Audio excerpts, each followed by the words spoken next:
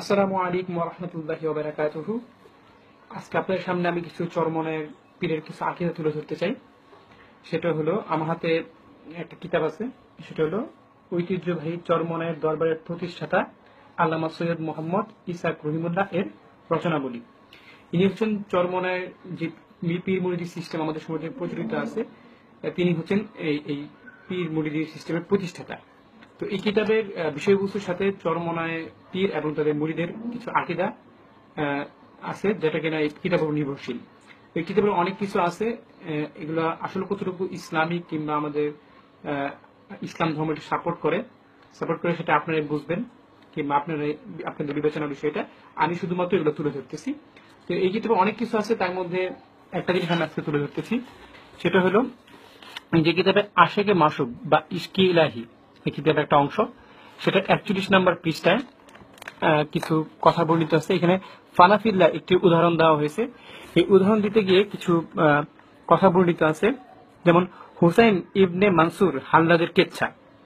এই কেচ্ছায় তিনি কিছু কথা বর্ণনা করছেন, মানে চরমনের যে মূল পীর, তিনি এখানে দেখছেন যে ওগো আমার মাসুক, ওগো আমার মাসুক মওলা, আপনি আপন কুদরতি নজরে আমার দিকে চাইয়া দেখুন। আমি এখন আমি নেই, আমি আপনি হইয়াছি আর আপনি আমি হয়েছেন। দেখুন এই কথাটুকু কতটুকু ইসলামিক সেটা আপনারা বিবেচনা করবেন, যে আমি আপনি হয়েছি মানে এই ব্যক্তিত্বটা অর্থাৎ হোসেন ইবনে মানসুর তিনি আল্লাহ হয়েছেন আর আল্লাহ হয়েছেন তিনি, অর্থাৎ মানে আল্লাহ এবং মানে সৃষ্টি এবং স্রষ্টা একাকার হয়ে যাচ্ছে, এই ধরনের আকীদা তাদের।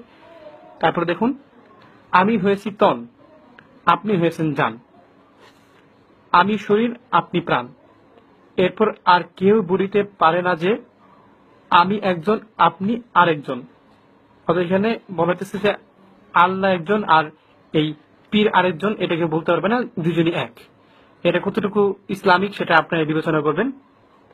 তারপরে যখন আরো কিছু লেখা আছে, বরং আমি ও আপনি এক হইয়া গিয়েছি, অর্থাৎ আপনি আপনার জামালের খুশির মধ্যে ডুবিয়া গিয়েছেন, আমার অজুত ফানা হইয়া গিয়েছে এবং আমার রূহ আপনার নূরের সাথে মিশিয়া।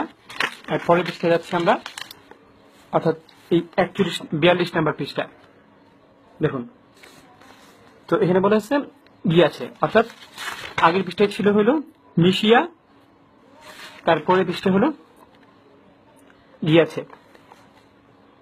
আমার আমিও যখন লয় হইয়া গিয়াছি, তখন আমি আর কোথায় আছি, আমি আর কোথায় আছি, আমি নাই। আপনি ছিলেন, আপনি আছেন, আপনি থাকিবেন, আপনি তো আপনি, আমিও আপনি। দেখুন, আপনি তো আপনি, আমিও আপনি, আপনি বলিতে আর কিছু নাই, সরি এখানে আমি বলিতে আর কিছু নাই, তার মানে তিনি এখন আল্লাহ, এই ধরনের কথা বলতেছেন এখন। তারপরে দেখুন,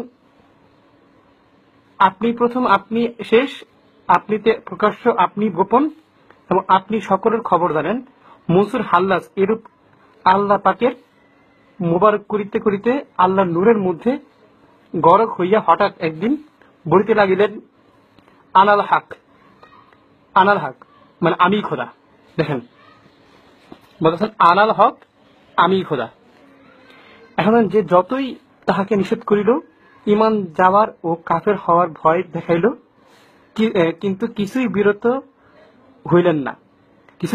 হইলেন না ও এই কথা থেকে আর ফিরিলেন না, সদা বলিতেই রহিলেন, আনাল হক, আমি খোদা। সাহেবান দোস্তের গালিও মজা লাগে, তাই মনসুরের খোদাই দাবির কথা শুনিয়া আল্লাহ পাক গোস্বা হন নাই, বরং খুশ হয়েছেন। দেখেন একটা শিরকি কথা বলতেছে আল্লাহ তাআলা, তিনি বলে রাগ করতেছেন না। এই ধরনের কথাবার্তা কতটুকু আর কি আল্লাহ তাআলা কতটুকু গ্রহণ করবেন সেটা আপনি বিবেচনা করবেন। কারণ আল্লাহ তাআলা বলতেছেন কি, কুল হুয়াল্লাহু আহাদ, যে তিনি এক। তো এখন এখানে তো আল্লাহ তাআলা দুইটা হয়ে যেতেছে, এই একটা আয়াতের বিপরীত কথা। আরেকটা হলো আপনার যে আল্লাহ তাআলা বলছেন অলানিয়া কুল্লাহু কুফুয়ান আহাদ, অর্থাৎ তার সমকক্ষ কেউ নেই। কিন্তু এই কিতাব থেকে আমি স্পষ্ট দেখতে পাচ্ছি তাদের আকীদা হলো যে তিনি আল্লাহ আর আল্লাহ তিনি, মানে তিনি আল্লাহ সমান হয়ে গেছেন। এই ধরনের আকিদা আসলে কতটুকু ইসলামিক সেটা আমার বিবেচনায় আসে না। আর সত্য আমি তুলে ধরলাম তাদের এই আকিদা। এরপরও কারা সঠিক দল কারা ভ্রান্তি দল সেটা আপনারাই বিবেচনা করবেন, কারণ আল্লাহ তাআলা আপনাদেরকে জ্ঞান দিচ্ছেন এবং এই জ্ঞানের উপর আপনাদের বিচার হবে হাশরের ময়দানে। তো আজকে এতটুকুই। আসসালামু আলাইকুম ওয়া রাহমাতুল্লাহ।